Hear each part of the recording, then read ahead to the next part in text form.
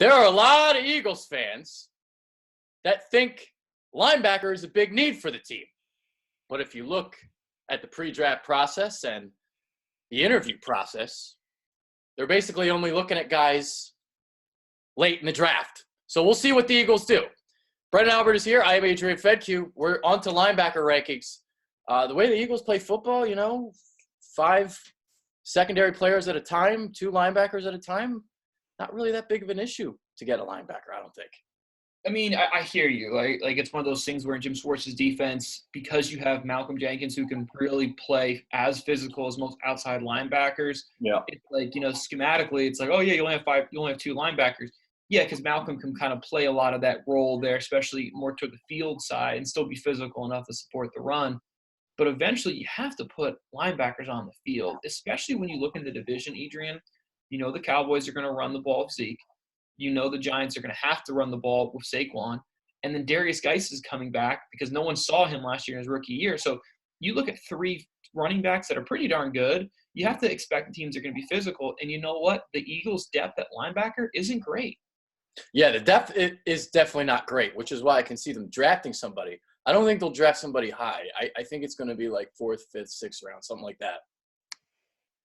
And I think that's a good reflection, too, of what the draft is, right? I mean, you have the 2 Devins. You have Devin White, Devin Bush, both studs. Yeah. I don't see those guys getting out of the top 12 picks. Mm-hmm. And, anyone who's like, oh, the Eagles should trade up for them. Like, if you trade up for them, there goes your draft. I mean, imagine because you're trading a lot. And those guys are really freaking good, don't get me wrong. But after that, you kind of can throw darts, to be honest with you. Is there a clear separation with White and Bush, in your opinion? Between the 2, I don't think as much as – a little closer than some people think then. I think it's a little bit closer. I think, if you want to – the people who are really against Devin Bush, they said, well, he's small. Came in at 5'11", 230. Devin White, 6', 240. So there's not a huge difference there between the 2. Yeah. Devin White is just far more instinctive than Devin Bush, and he's far more fluid. But Devin Bush is every bit – as good as any linebacker as we've seen this last several years. So by no means is Devin Bush a slappy. Yeah, with White, it's that sideline to sideline range, the transitional quickness, and then Bush, he's going to be my number 2 guy. I'd say he's probably the best coverage linebacker in the draft. I think that's fair. I think if you're going to be concerned with Bush, you're probably going to say, okay, there's a little concerns about length. How's he going to do with disengaging from blockers? So, if you're a 3-4 team, maybe you're a little worried about him being uncovered there by the guards.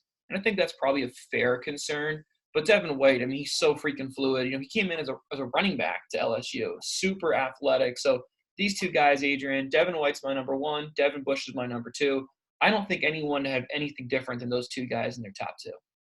No. And with Bush, it reminds me of Leighton Vander Esch from last year. A lot of concerns with getting off blocks and stuff, and then he went to Dallas, and he was unbelievable. But Bush has to be kind of that will guy, and I don't know if he's a Mike guy. I think he's a will guy.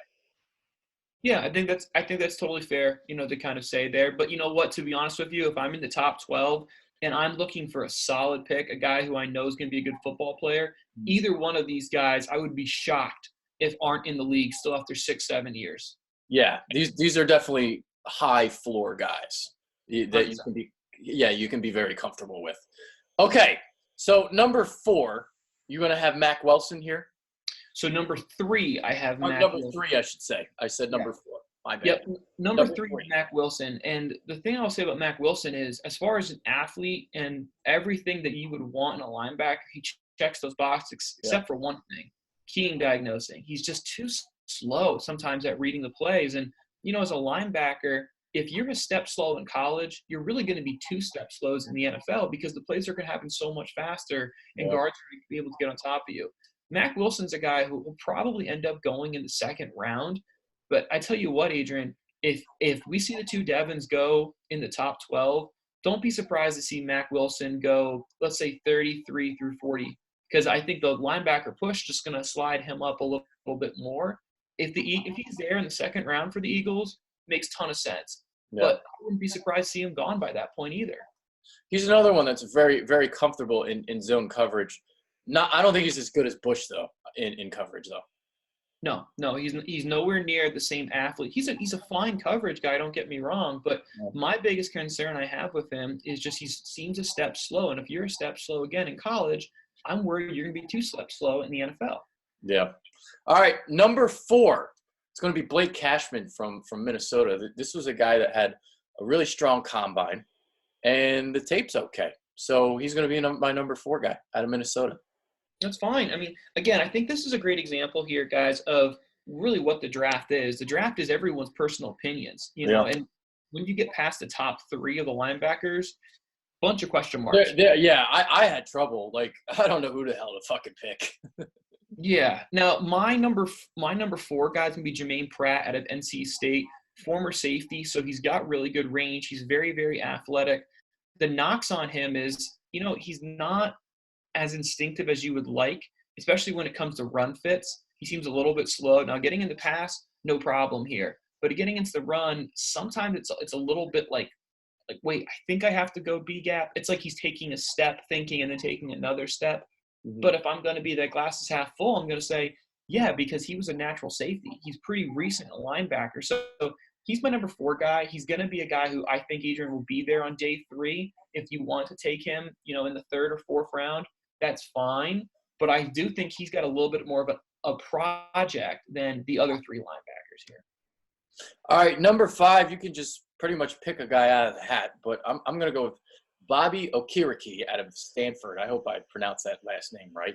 Long and explosive. That's where I'm going to go. I didn't know where to pick here. I mean, again, like we talked about Adrian pre-show, you get past the first 3, and then it's like, who do you like? Who do you like? Exactly. Yeah, that sounds good to me. It's going to be based on team preferences, kind of what you're looking for. Are you looking for a dime, coverage linebacker, stuff like that? Situational guys. 100%. And you talk about Bobby, and Bobby's actually my 5 guy as well. But the thing I have a concern about Bobby is pretty darn important as a linebacker, not the best tackler. And if you're not a good tackler and you're supposed to be the guy who leads the team in tackles every year, that's a pretty big concern. And it's even a bigger concern if I think he's the 5th best linebacker. Maybe I'm wrong, and that's fine.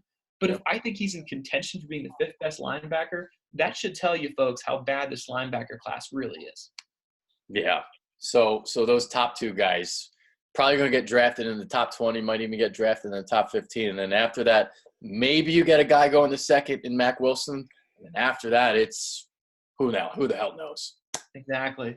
Like I said, if you want to take Mack Wilson in the 2nd round, if you're the Eagles, great. But if he's not there, then you pretty much are saying, okay, then we're just going to completely wait until, 4th, 5th, 6th round and then take a linebacker because there's no one there after that point. Yep. All right, so this was going to be a quick show. Not really much to discuss. Eagles, they'll probably get one in the 4th, 5th, and that's about it. I think that's completely fair, Adrian. I forgot to plug your show. That's all right. Guys, if you enjoy listening to me, please check out my podcast. It's at Burton TD. You can find us on Spotify. You can find us on Apple Music. We also have our own Twitter account, too, if you want to follow us there. Have a bunch of guest people like Tyree St. Louis from the University of Miami, NFL draft prospect as a tackle, as well as a couple guys from the Bleacher Report, Stick to Football crew. So if you guys enjoy listening to me, please check me out there. There it is. That's Brendan Albert. I'm Adrian Fetke. We got one more show left. One more. We're out of here. Appreciate it, guys.